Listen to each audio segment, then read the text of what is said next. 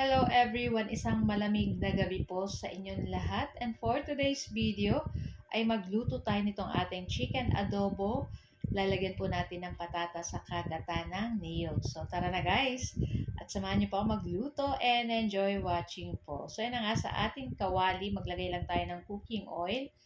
At pagkatapos, ilagay na po natin dyan syempre yung ating luya. Ayan, yes, gagamit po tayo ng luya. Tapos isunod na rin po natin dyan yung ating bawang at sibuyas at hintayin lang natin lumabas yung mga aromatics nitong ating ginigisang bawang, sibuyas, luya. Pagkatapos pwede na natin ilagay yung ating chicken. Ayan. So namiss namin ang chicken adobo pero this time lalagyan natin ng gata ng niyog at may patatas po para may gulay tayo. So ayan, sangkotsyay na natin yung ating chicken dito. Halu-haluin lang po natin iyan at pwede na nating timplahan ng pamintang durog. Ayan. Tapos, maglalagay na rin po tayo ng toyo. Siyempre, pag adobo, may toyo. At maglalagay din tayo ng dahon ng laurel. Ayan. Isa yun sa pampabango at pampasarap dito sa ating lulutuin. And then, i-mix-mix lang po natin lahat yan. Ayan. Habang sinasangkot siya natin or ginigisa natin yung ating chicken dyan ay may lasa na. Tapos maglagay na rin po tayo syempre ng suka. Ayan, dapat may suka ang ating pork adobo. At naglagay lang tayo ng 1/2 chicken cube para sa ating pampalasa. And then, i-mix-mix lang po uli natin iyan.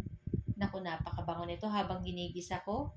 At naglagay lang tayo ng 1 teaspoon sugar. Ayan, at haluin na naman po natin.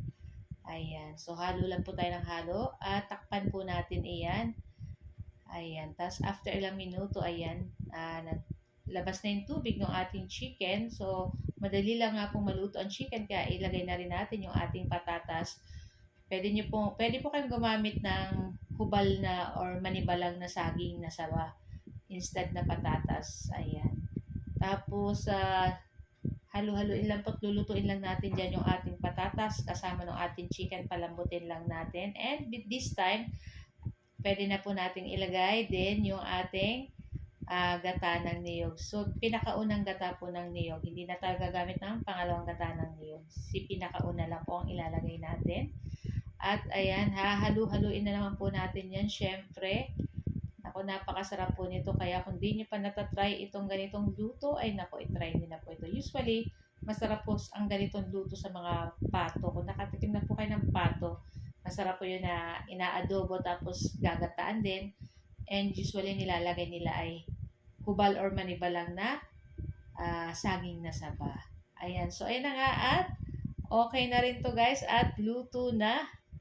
So, syempre wag niyong kalimutan magsaing ng marami pag ganito po yung ulam. So guys, thank you for watching and see our next video. Ciao! Kain na na! Bye!